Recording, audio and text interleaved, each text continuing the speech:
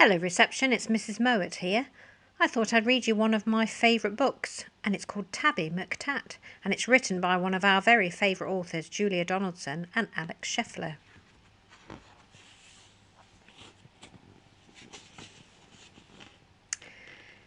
Tabby McTat was a busker's cat with a meow that was loud and strong, and the two of them sang of this and that, and people threw coins in the old checked hat, and this was their favourite song. Me, you, and the old guitar, how perfectly happy we are. Meow, and the old guitar, how perfectly happy we are. One morning, while Fred ate some bacon and bread, McTat took a stroll round the block, then stopped, for there on the doorstep sat a gorgeously glossy and green-eyed cat. She was black with one snowy white sock. Sock and McTat had to chat, and that's how their story began. For while they were chatting of this and that, a thief had his eye on the old checked hat. He eyed it, he snatched it, he ran. The busker gave chase, but he tripped on a lace, and crash in a flash he was down. He broke his leg, and he banged his head, and he ended up in a hospital bed in a faraway part of town. Goodbye, McTat. I must get back to Fred. But where had the busker gone? The sun went down and the sky grew black. The stars came out, but he didn't come back. McTat lingered on and on. A week later, Sock took a stroll round the block and found her new friend looking thin. He's gone off and left me, said Tabby McTat. Then Sock said, my people, Prunella and Pat, will gladly find room for a fine tabby cat. She was right, and they took McTat in.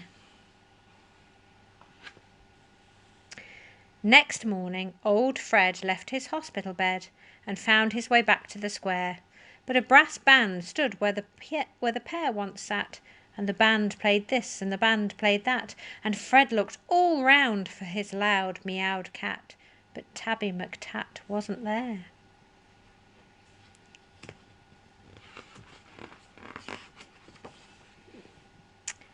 Now Mr. McTat had a wife and a very full life, with plenty of things to do, like washing Prunella and pouncing on Pat, and hiding the car keys under the mat, and keeping the newspapers nice and flat, and giving pens an occasional bat, and nibbling this and nibbling that, but he dreamed of his friend with the old checked hat, and always woke with a mew. And often he said, what happened to Fred? And his paws took him back to the square, but a conjurer stood where the pair once sat.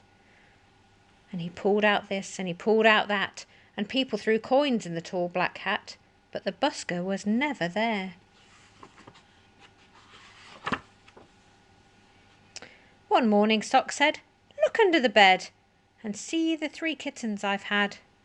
And Soames looked like this and Susan like that, and the littlest kitten called Samuel Spratt looked exactly the same as his dad. The 3 kittens grew and they learnt how to mew, and McTat sometimes sang them his song, and Samuel Spratt with his tabby grey fur had a deafening meow and a very loud purr, and he simply loved singing along. Me, you, and the old guitar, how perfectly happy we are. Meow, and the old guitar, how perfectly happy we are. When Susan, Soames found very good homes, their parents were happy and proud. There was one home like this and another like that. But nobody wanted poor Samuel Spratt. They all said, his voice is too loud. Now Tabby McTat was a home-loving cat, but he couldn't stop dreaming of Fred. And one day he called for his wife and his son, and he told them, there's something that has to be done. I must go and find him, he said. So up and down and all over town he wandered a whole week long, for many a morning and afternoon, by the light of the sun and the light of the moon, till he heard a familiar song. Just me and the old guitar. If I had a cat, I'd be happier far. Just me and the old guitar. With my cat, I'd be happier far. It's Tabby McTat. It's my long-lost cat. Old Fred was ecstatically glad. Then the two of them sang of this and that, and the people threw coins in the new checked hat. But why did McTat feel sad? He was missing his wife and his comfortable life, and dozens of things to do, like washing Prunella and pouncing on Pat, and hiding the car keys under the mat, and keeping the newspapers nice and flat, and giving the pens an occasional bat. But how could he tell the busker that? Then out from a shadow sprang Samuel Sprat. "Oh, please let me be the busker's cat," he said with his deafening mew. Now Samuel Sprat is the busker's cat, with a meow that is loud and strong. The two of them sing of this and that, though Samuel sings just a little bit flat, and people throw coins in the old checked hat. And this is their favourite song. Me, you and the old guitar, how perfectly, perfectly happy we are. Meow, said the old guitar, how perfectly happy we are.